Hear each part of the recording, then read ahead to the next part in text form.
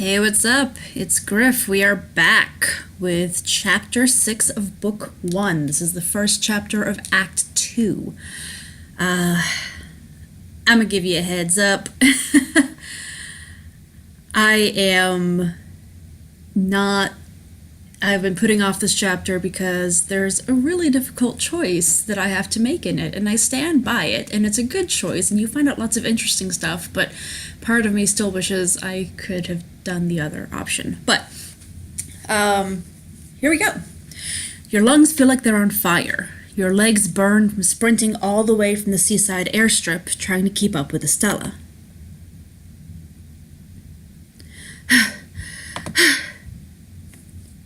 Come on, come on!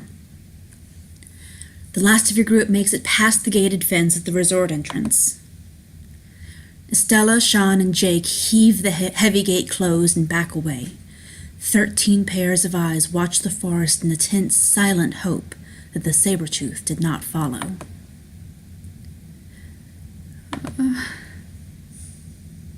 I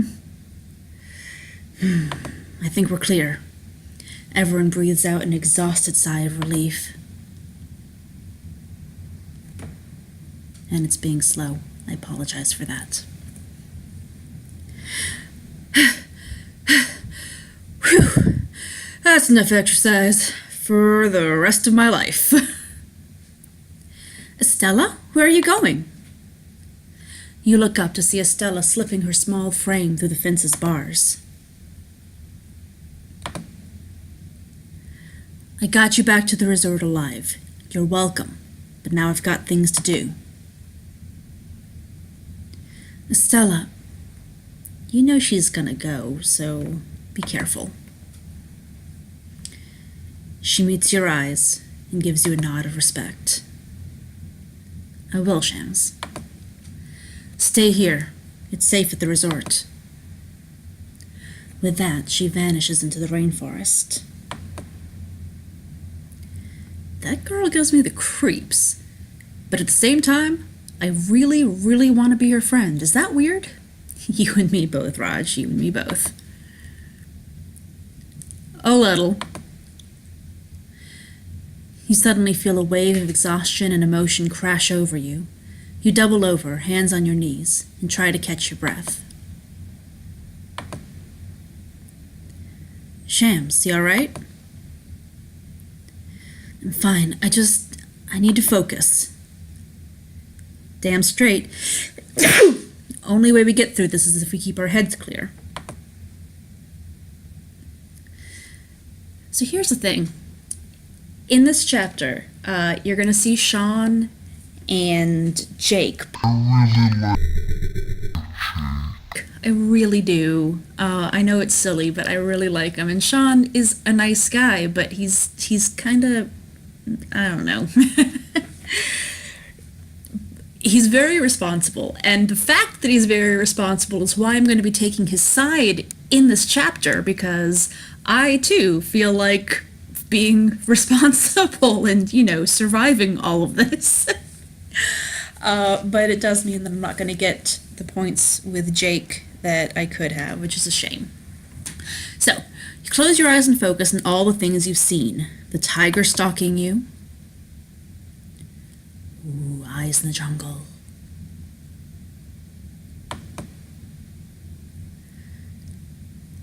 The plane's gas tank catching fire. Kaboom!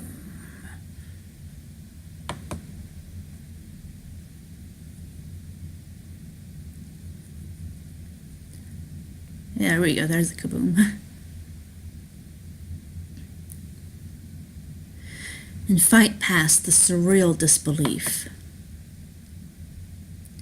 This is real. This is happening.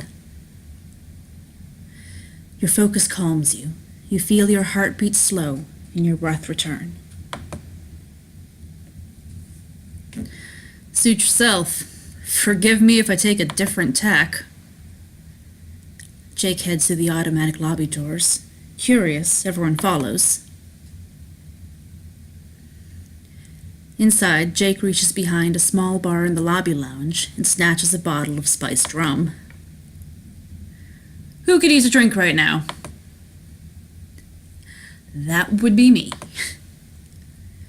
Seconded. Jake, please. This isn't the time for that.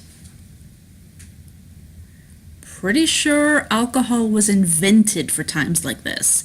Yeah, but you gotta do the work first, and then you have the alcohol. Jake, come on. So, are we gonna talk about what just happened? You mean the part where our plane decided to celebrate 4th of July with some fireworks?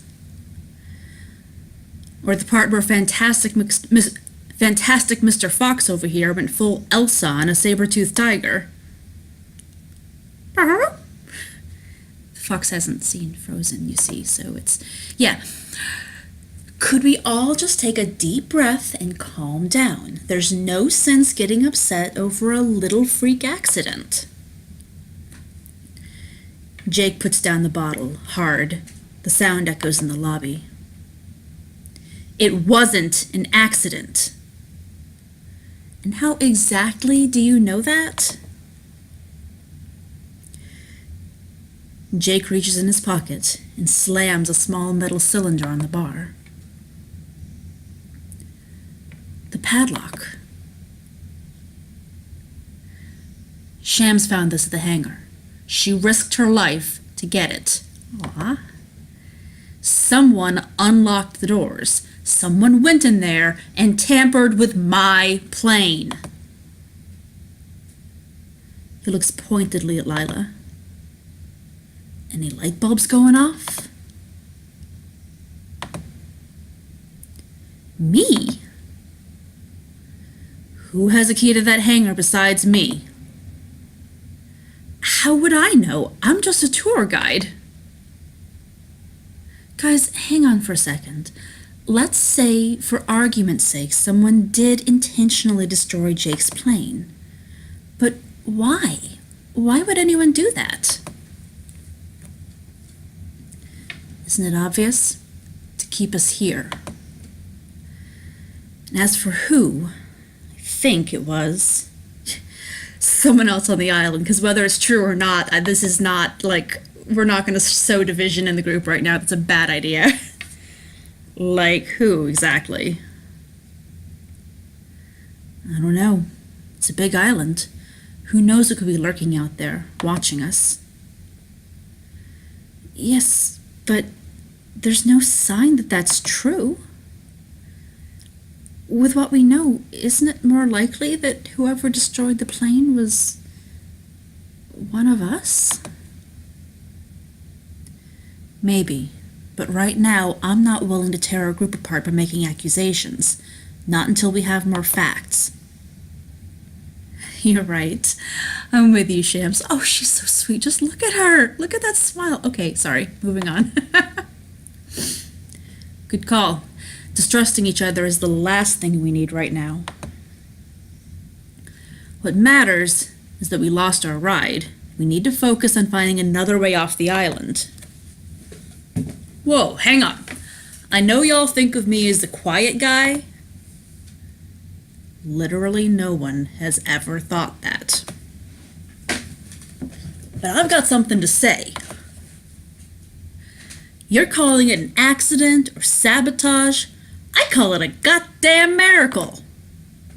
You were about to bail on a legit paradise, but we just got a second chance to make the most of our luck. Craig, this isn't lucky. This is insanely unlucky. Because you're choosing to see it like that. Dude, we've been playing together a long time. I've had your back since day one, since we were freshman roommates, on and off the field. I know you're the team captain and all, but right now, I need you to hear me out. I do hear you, man, but this is crazy. We can't risk this. We have so much of our lives ahead of us. Senior season, the draft, going pro together, like we always talked about. Remember? Of course I do. One day, you and me will buy this whole damn island and party here all summer long. Craig pulls away from Sean, shaking his head. Nah, man, that's dreams. You're talking about the future, when all we ever really got is right now.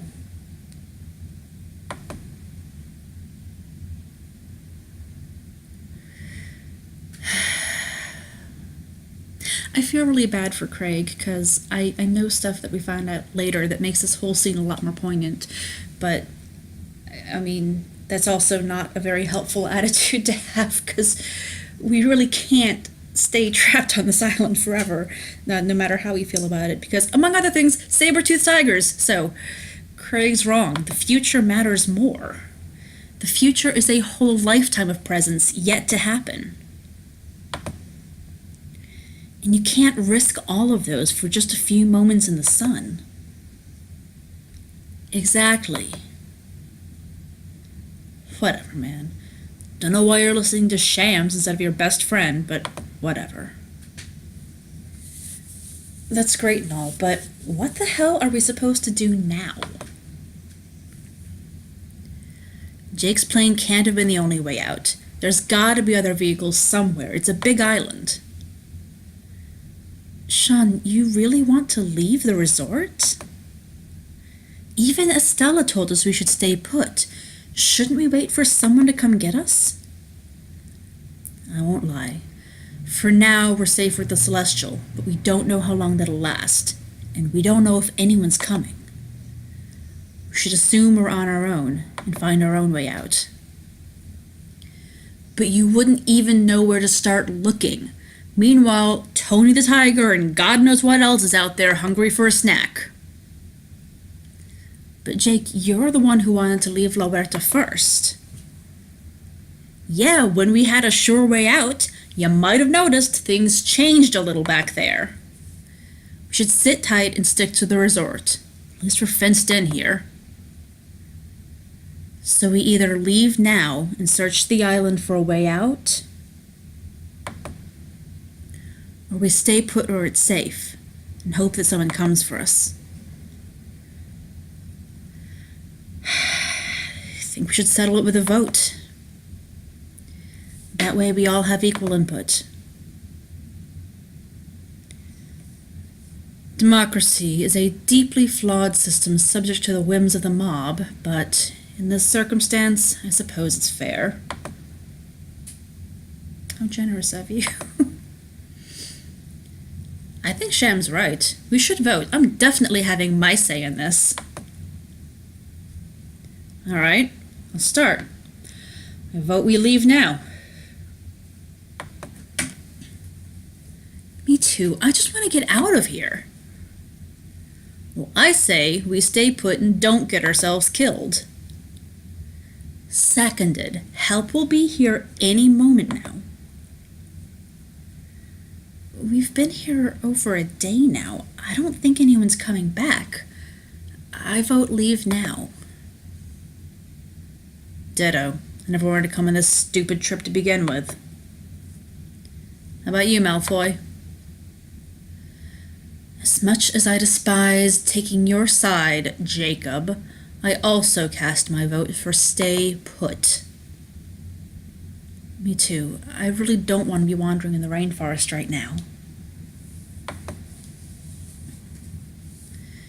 Same here. Plus, this place has a spa. Craig? Craig holds Sean's hopeful gaze for a long moment. Stay here. Okay. The vote is still 4 for leave now, 6 for stay put. 7 makes the majority, so it's your turn, Shams. Oh, you look from Sean to Jake and take a deep breath. Under the circumstances, because we really don't know another way out, until we learn more, I think we should stay put. I'm sorry, Sean, but we should.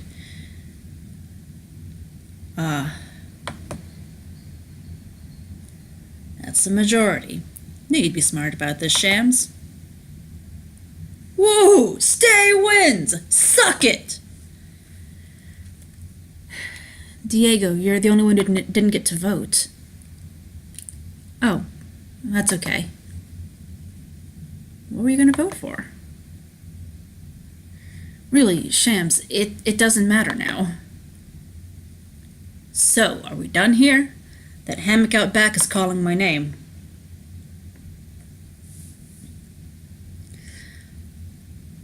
Well, hold on. We're staying put, but that doesn't mean we should just sit around and hope that help shows up.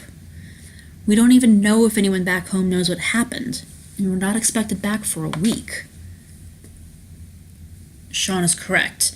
We must search the resort for a way to contact the mainland and request help. Without cell service or internet here, that's our only option. Hey, go ahead. More power to you. I ain't stopping you. We're all in this together, Jake. You know, sometimes you sound like my old sergeant. I hated that guy. Jake walks off. After a long look at Sean, Craig follows after him. You okay, Sean? Yeah, I'm fine. The rest of us should get searching. The sooner we call for help, the quicker we get ourselves out of here.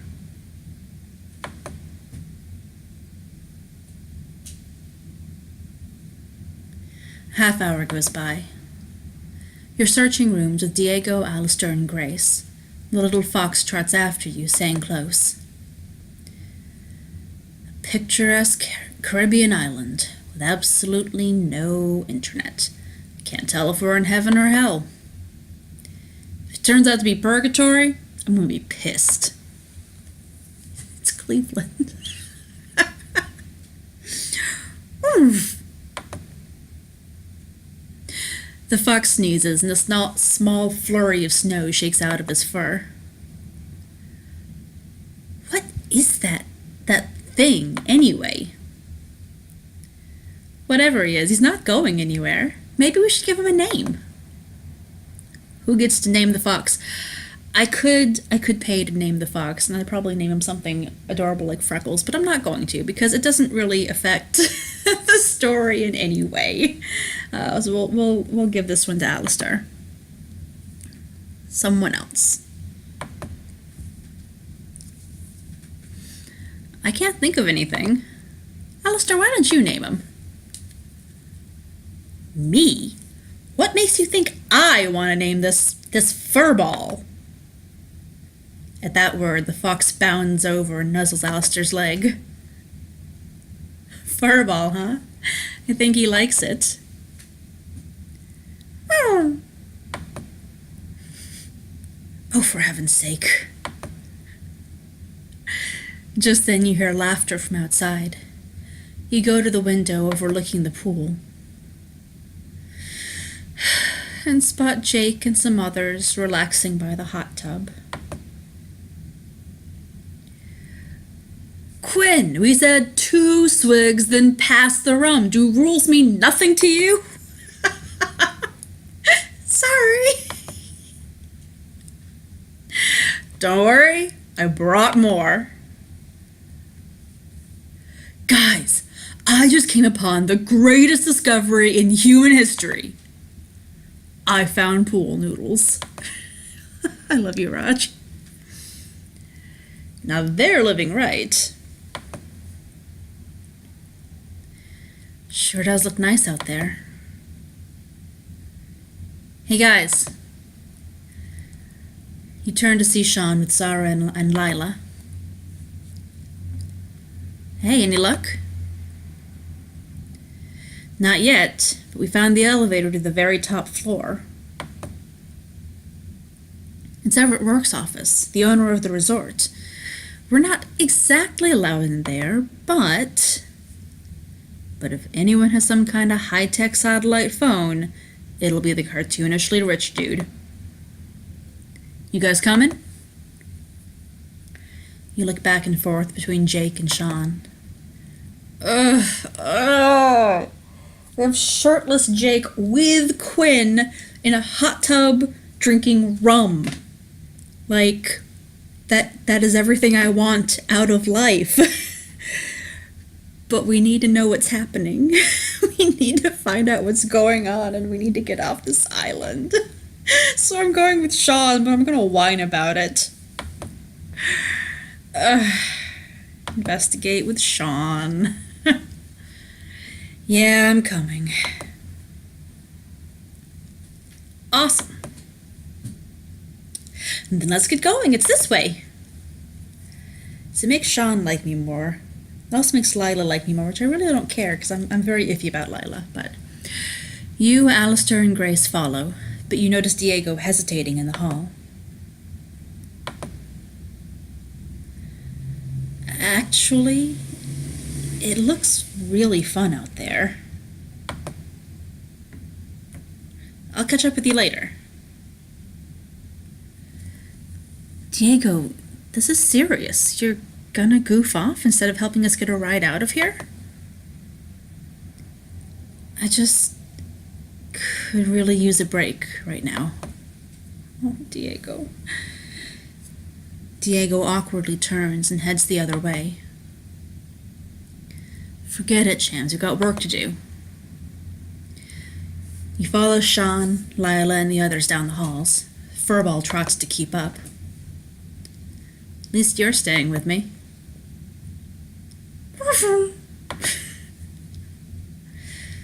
Finally, you reach a set of gleaming silver doors set in the end of a hall. This is it, the elevator up to Mr. Rourke's office. Lila presses the call button. Doors slide open, and you all step inside. Here, see? On the inside of the elevator, there are only two buttons, Lobby and Rourke. You press the latter. Not working. It's not even lit up. There's a card slot here in the panel. We need a key card to get up there. No, you don't. You've got me. Before you realize what's happening, Zara pries open the panel, exposing a mess of circuitry beneath. Pfft, who wired this amateur crap? She gets to work fiddling with the electronics inside the elevator wall, while the rest of you look on, stunned. I'm not gonna say something. She's working with fiddly bits. Say nothing.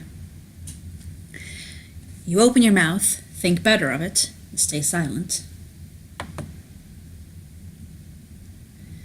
The others follow your lead, and the only sound is Zara's tinkering. She no longer dislikes me! Thank you all for shutting the hell up while I work. You wouldn't believe how much some people like hearing themselves talk. Are you talking about Craig? We have a winner. And done. You hear a hum of electricity and the elevator button lights up. Wow, nice, Zara. There's so much I didn't know about you. There's still much more, Shams. Keep your pants on. I'm mildly impressed. I wasn't aware of your skill set, Zara. Next, you should rewire the automatic doors to prevent any unknown outsiders from entering without our knowledge. Alistair, we were having a moment. Really? Do you have to... Solid idea, Alistair. Could you get on that, Zara? Zara holds a hand up. I'm gonna stop you right there. Nobody tells me what to do.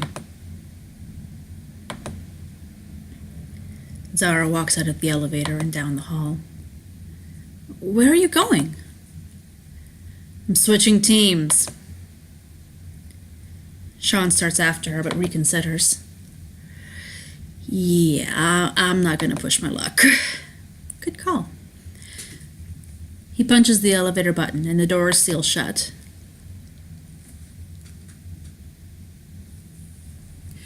You're whisked up the length of the main resort tower in a smooth, gentle ascent. Ding! The car stops at the top floor, and the doors glide open.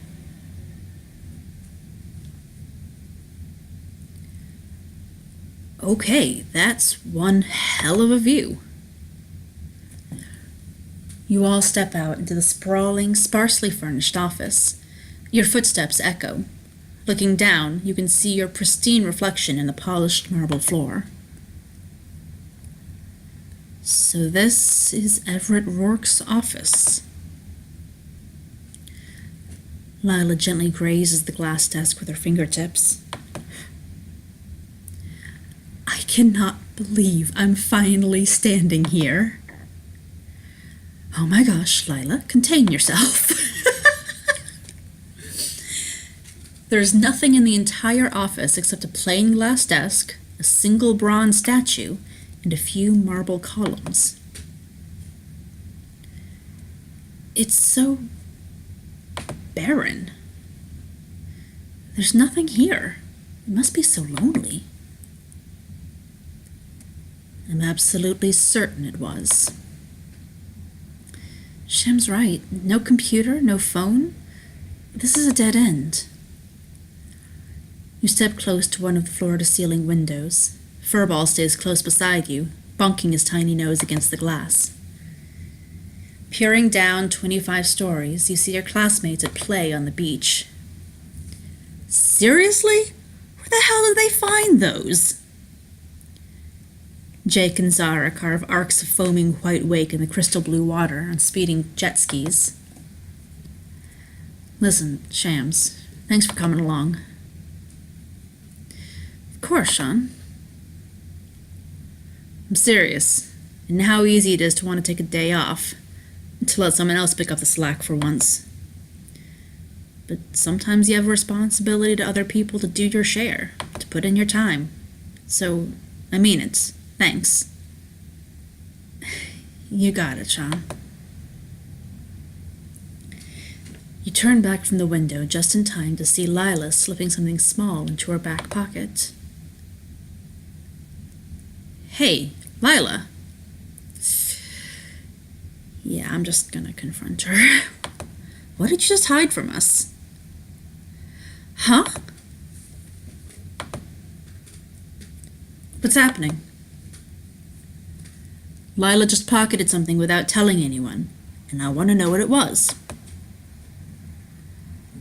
That's ridiculous. I didn't find anything. And now you're lying about it. Shams, maybe she's telling the truth. I know what I saw. You meet Sean's gaze. Do you trust me or not? Sean thinks and nods. See what's in your pockets, Lila. There's nothing. Sean reaches out a hand, expectant. Lila groans and pulls something small and silver out of her back pocket. A cufflink? Yeah, it's just one of Mr. Rourke's cufflinks. He must have dropped it. You and Sean examine it. Hey, it's a clue. There's a little engraving on the face. 3 S's? Or are they snakes? Did we see snake symbols somewhere before? I think we did. I just wanted to return it to Mr. Rourke when we find him. I thought he'd be happy to get it back. Maybe happy enough to give me a promotion. That's all. Lila reaches to take it back, but you pocket the cufflink yourself. I'll make sure you're the one to give it to him.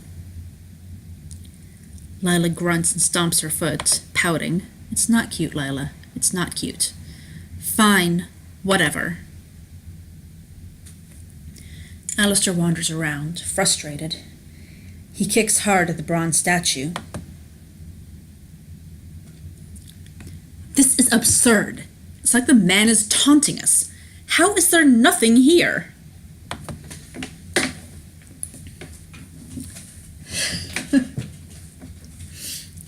Alistair, normally I would say let's stay positive because it's kind of my theme.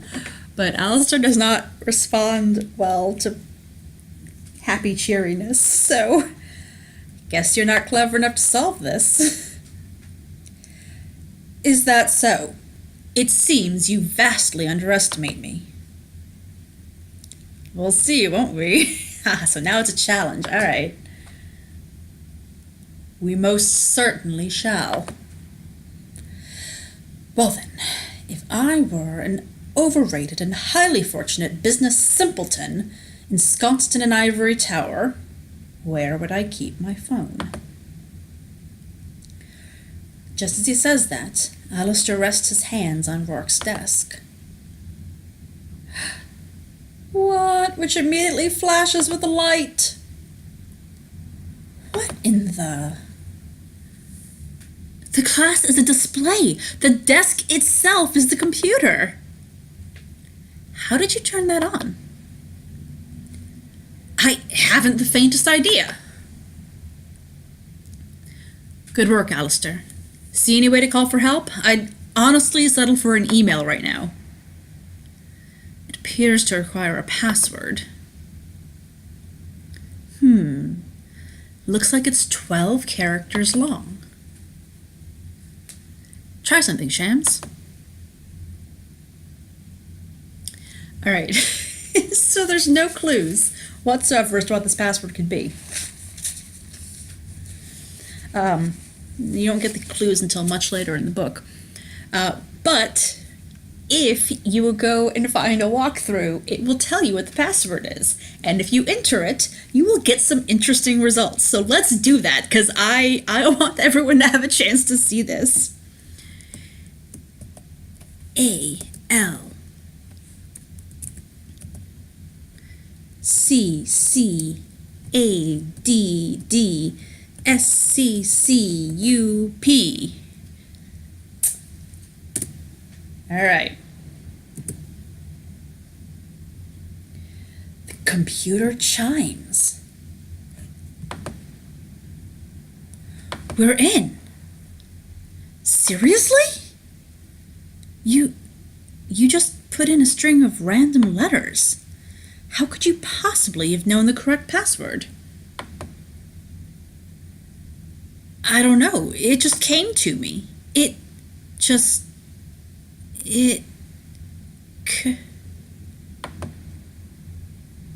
even as you speak, a horrific pain spikes through your head.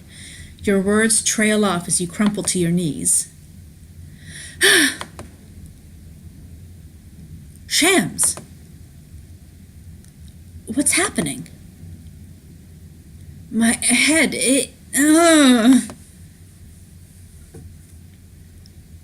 The world throbs red around you. Blood trickles down your face, streaming out of your nose and eyes. Oh my God! You reach out for help, but as you do, your friends blur and distort, melting together. Wait, is that supposed to be Alistair saying? Or, don't touch Grace, you might be contagious. Oh, okay, it's matching up the wrong, yeah, because you're losing focus. We have to help Shams somehow. Perhaps we can use the Rourke International Custom Design Quarantine Facility. Your face is... But even as you speak, the floor seems to dissolve beneath you. You slip down into darkness and fall through time and space, plunging into some strange facility. What is this place? Oh, there's the 3 snakes! Look! At the end of the room, a figure in a rusted red spacesuit turns to look at you. But before you can open your mouth, you're pulled away to a beach surrounded by strange people.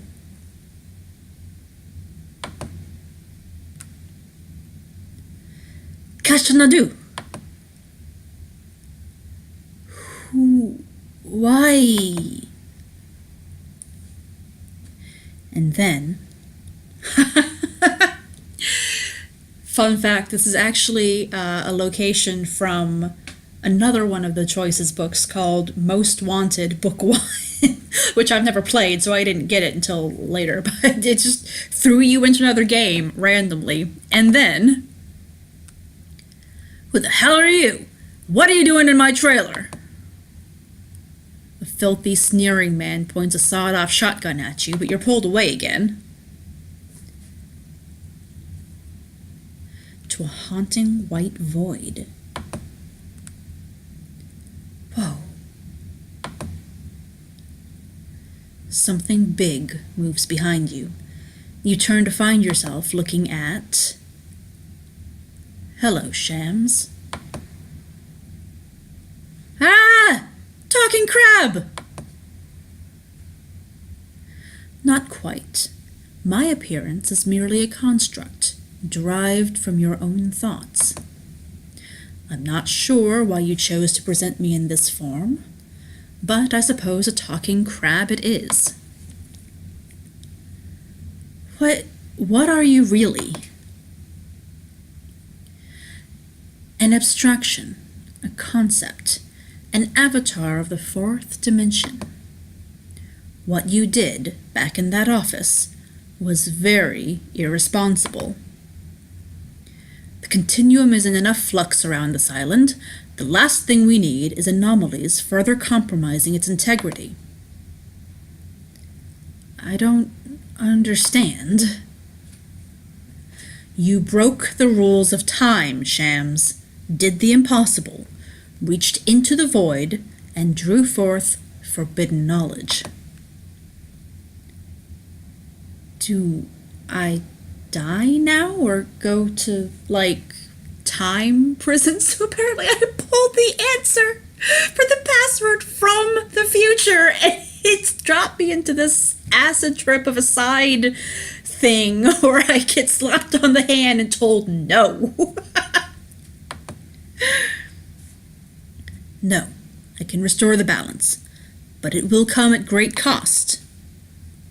This time, you got lucky. Do it again, and I cannot promise reality will ever be restored.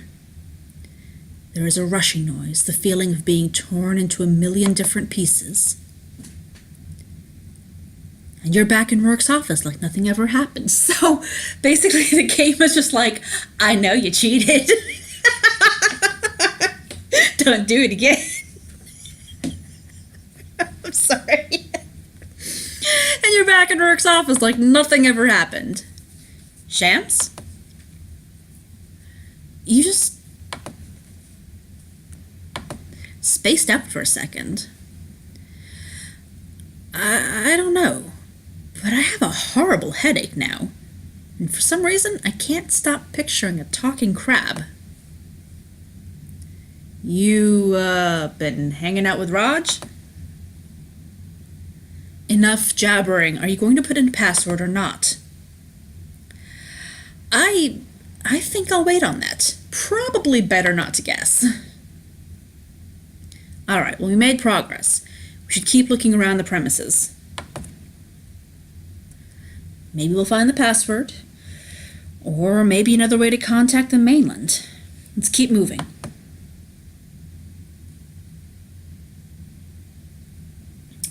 As the others head for the elevator, you pause by the window, gazing down once more at the others swimming along the shore far below. You coming, Shams? I'll catch up.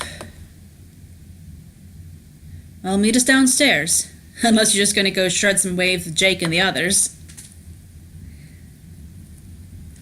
You hear an almost imperceptibly soft hiss coming from behind you. You pause and turn around. A solid marble block has risen out of the floor. You draw closer and realize it's a paper shredder? Sean, I think the office heard you when you said the word shred. You look back at the elevator, but the others are already gone. Huh. You take a closer look at the shredder. Beneath the machine is a bin of cross-cut documents, completely destroyed. But stuck just before the blades is a small stack of folders. Is that confidential documents? Examine. Your heart stops. Clipped to the top folder is a photo of Sean. Right, that just got creepy. You check the others and see photos of Grace, Raj, and Estella. Were we being watched? What did Rourke have on my classmates? So they had these dossiers before they got chosen to go to the island, apparently, or at least before they got there. And what will I think when I find out? You hesitate. What do you do? I'm gonna read the reports. And you'll see, even though it's yellow, that it doesn't have a cost listed, because the first time I went through, I think this was probably the first time that I gave in and paid diamonds because I couldn't stand it. I had to read the reports. So I read the reports, which is 2 of 8 clues. You pull the dossier folders out of the shredder and flip them open to the yellowed reports inside. Let's start with Sean.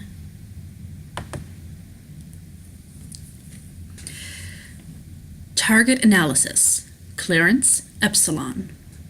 Surname, Gale. First, Sean. Middle, Marcus. So apparently, among other things, you get to learn everyone's middle name. That's cute. So Sean Marcus Gale. Date of birth, 1995, May 14th. Birthplace, Jacksonville, Florida. Go Florida! Background. Gale is the second son of Hall of Famer Marcus Gale, whose career was cut short by head injuries. Marcus then lost his fortune in a series of bad investments. Family's hopes ride on Sean.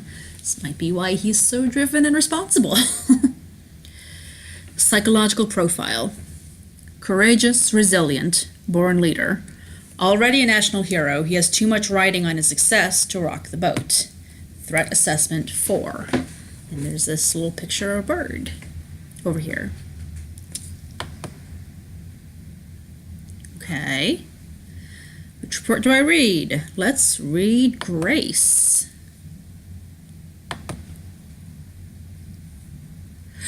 Grace's photo was a mugshot. Why is there a mugshot? Why was she arrested? She's a sweet bab who likes studying the strange flora and fauna of this island and has a crush on Alistair. Why is she... Okay, all right. Target analysis. Clearance Epsilon. Surname Hall. First Grace, middle Tamara. So Grace Tamara Hall. All right. Date of birth 1996, April 4th. Birthplace Washington, D.C. Background. Daughter of Mansai Transglobal EVP Blair Hall. Grace matches her mother's brilliance in every way, because she must. Anything less is not an option. Psychological profile. Family pressures take their toll. Criminal record suggests a history of lashing out. Use this when necessary. Threat assessment 6. Caution, actions may be unpredictable. And there's a different bird, it's like a swan. All right. Next, let's read Raj. Hi, Raj.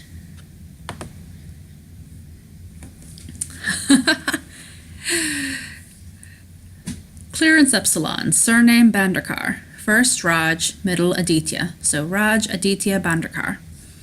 Date of birth 1995, October 7th. Birthplace Queens, New York. Background. Business major, but spends most of his time getting high. Reports show nothing special. Listed IQ of 178. Must be a typo. Role remains uncertain. Psychological profile, non-threat. Most danger he poses is the property damage he can do in a party, at a party. See Sigma Chi and Sigma Chi. I don't know how to pronounce Greek letters. Incident 3716. Threat assessment 1. I feel like this is really underestimating Raj. I really do. And his symbol is like an archer dude. Kind of looks like a centaur archer. So, okay. And finally, there is Estella. Let's take a look at Estella. Fuzzy picture, all right. Clearance Alpha, surname Montoya. First, blacked out, redacted. Middle, redacted. So it may or may not be Estella. Date of birth, January 96, maybe? Birthplace, Colombia. Background, Montoya is redacted. Vanishing for years at a time, she last surfaced in the military coup at redacted. She will stop at nothing to redacted. Psychological profile, exceptionally determined with the skills to pull off her goal thanks to her ex-mentor, redacted, untimely demise. Threat assessment, do not approach. So, but why did they bring her to the island? Why, if they were like picking the people who are coming, I don't understand. Okay. And our symbol is that a dragon? Is it a phoenix? I don't know. It's something rising up. So we'll see. So that's okay. I have read the dossiers and they are interesting. Like Sean's wasn't actually surprising other than giving us a little bit of background, but everyone else had some eye-openers in there. I especially love that they assume Raj's IQ must be a typo. I've known enough people with high IQs, so that's not a fucking typo. If you have an IQ of 178, yeah, there's a solid chance you want to sit around smoking pot and just relaxing with your life. So,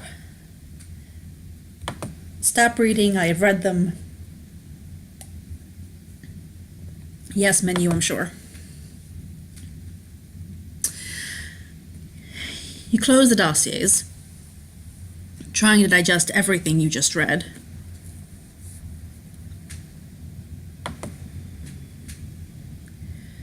I should talk to him about it, but in private. Folding and pocketing the dossiers, you head for the elevator. It whisks you back down to the lobby level.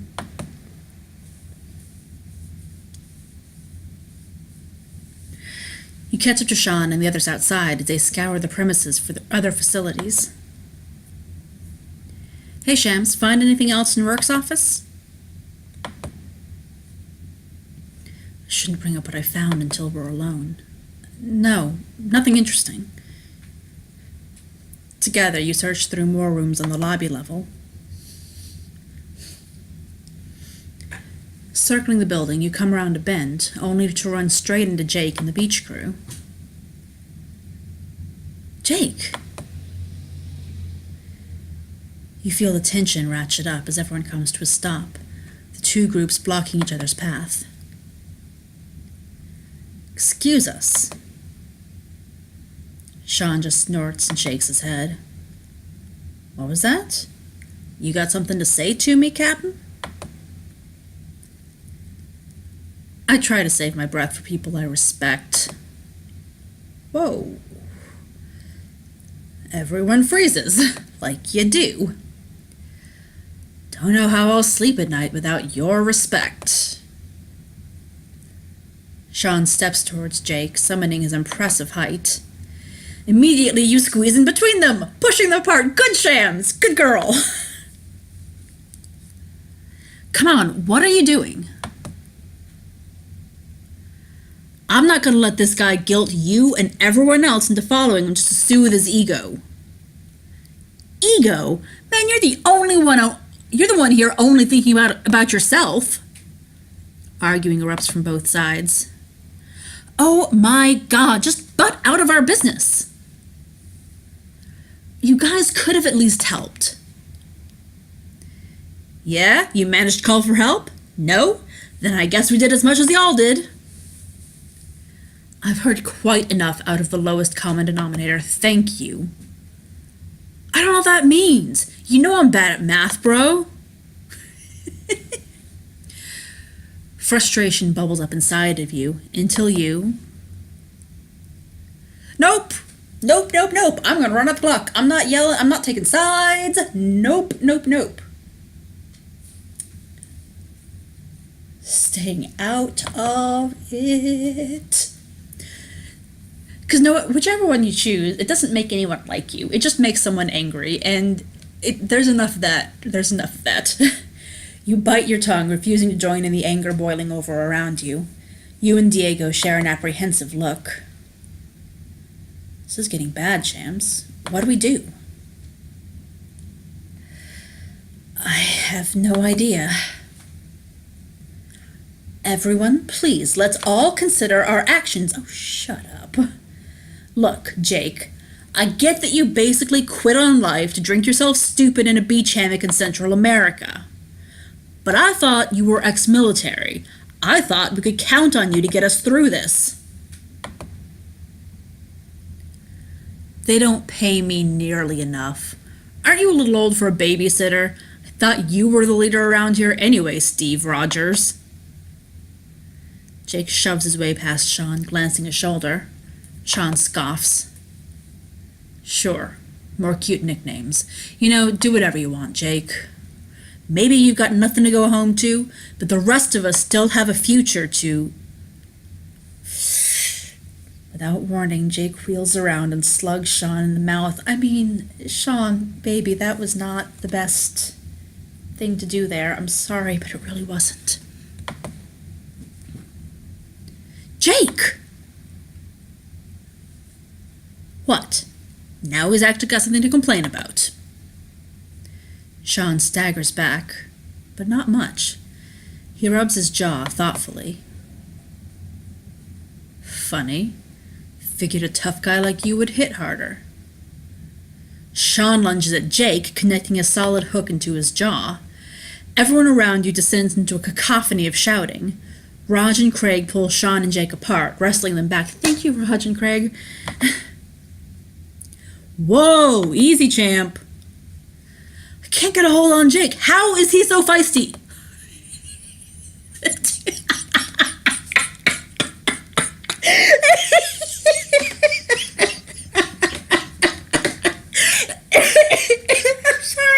sorry. How is he so feisty? Okay. All right. The two groups separate, retreating all the while trying to get the last word in. That could have gone better. Good luck ever getting off the island without lifting a finger. I'd rather be stuck here forever than know anything to people like you. Finally, there is silence. The only people left outside are you and Diego. So, that went well. At the horizon, the sun is beginning to set. The sky cools to blue as the rainforest falls into darkness. In the distance, Mount Atropo breathes dark smoke.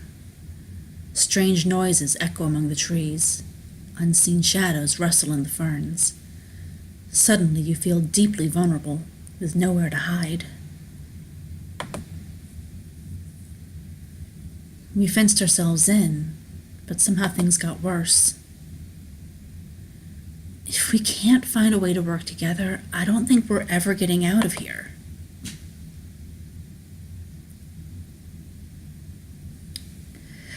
Chapter 6 complete, 2 of 2 clues found. So that was chapter 6, that's the beginning of Act 2.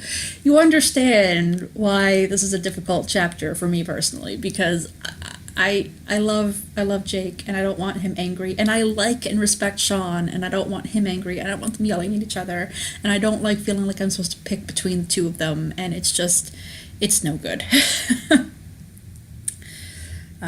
But it gets better. It'll get better in chapter 7, which we will do next. So, we're going to continue on, and I will see you in the next video. Remember, there are links down below in the comments to a similar Let's Play series, and also to my PayPal in case you wanted to chip in to help me get more of those lovely diamonds. And if you don't, that's okay too, because I've got some that should last me for a little while at least. I will eventually need to get some more, but I'm good for the moment. All right, peace.